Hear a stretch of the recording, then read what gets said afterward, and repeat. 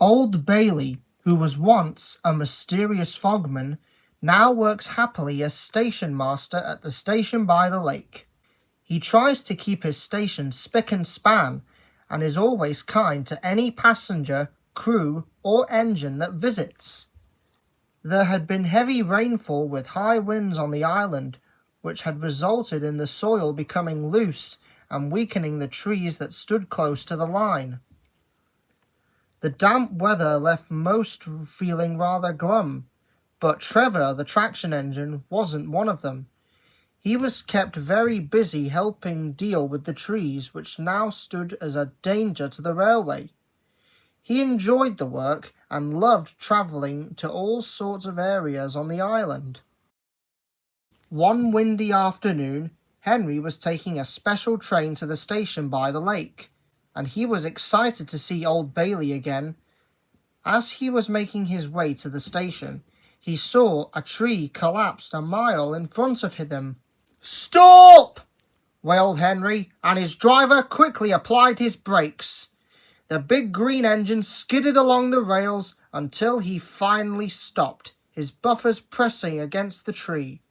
Henry heaved a sigh of relief. "That was a close one." "Too close to call," came a voice, as Trevor came puffing up beside him. "You're not hurt, are you, Henry?" "Thankfully not," sighed Henry, wishing with relief.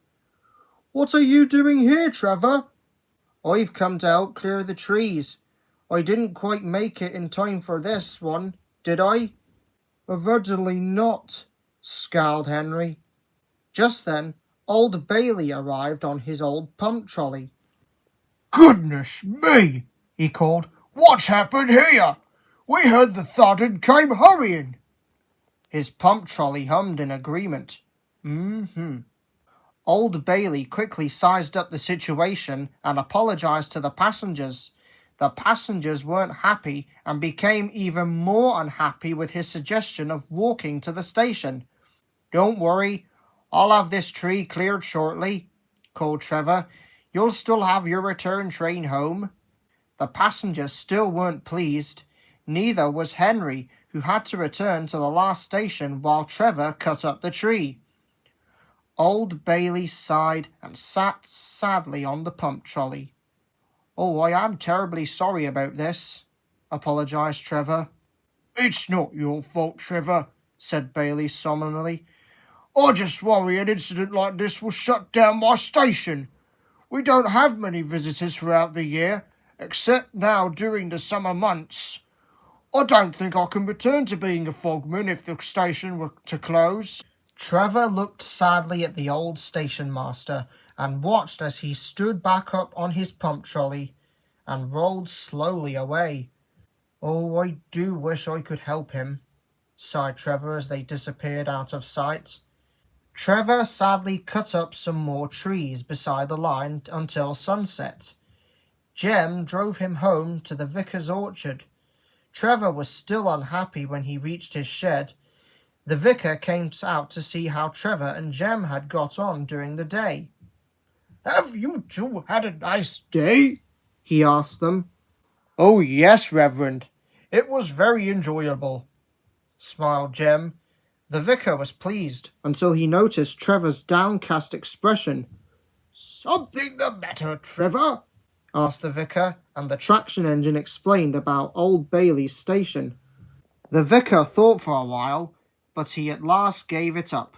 "One can hope our friend Bailey can resolve this issue. Don't be upset.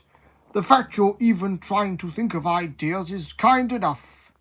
Now try and get some sleep. I want you to be well rested for tomorrow. You'll be cutting up some more trees. I've received some very grateful telephone calls from the timber yards." "Timber yards?" hummed Trevor. Then he beamed. "Yes, that's perfect. I'll tell Jem about it in the morning. I'm sure he can arrange it." And with his idea in place, Trevor drifted happily to sleep. The next morning, Old Bailey was standing outside his station waiting for Trevor.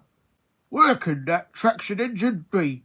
I need these trees cut soon before Oliver arrives with another train," said Old Bailey to his pump trolley. Then he heard a whistle. Old Bailey thought it was Trevor, but was shocked to see a steamroller puff up. "What on earth?" Old Bailey muttered, but he was quickly distracted by the excited cries of his pump trolley. There, following the path of George, was Trevor, with a cart in tow. "What's all this, then?" asked Bailey, scratching his head. "Well," started Trevor, "George here has graciously volunteered to cut up the remaining trees by the line. In the meantime, when a train reaches a section of track with some trees remaining, I can carry them in my cart to the station." Old Bailey could only smile. "Thank you, Trevor. What a marvellous idea!" His pump trolley agreed. Trevor smiled happily in return and let out a cheerful whistle. For the rest of the week, George removed the trees one by one, while Trevor would meet the trains and take the passengers to the station. The passengers were very intrigued and soon enjoyed their journeys in Trevor's cart in the summer sunshine. Soon all the trees had been removed leading to the station, and Trevor was due to travel elsewhere to work. Old Bailey came to see him before he left. "Thank you for everything, Trevor. We might have been in trouble if it weren't for your bright idea. You are always welcome to our station," smiled the old station master. "I'm just glad I could be of help," said Trevor, and the traction engine puffed away. But he didn't stay away long.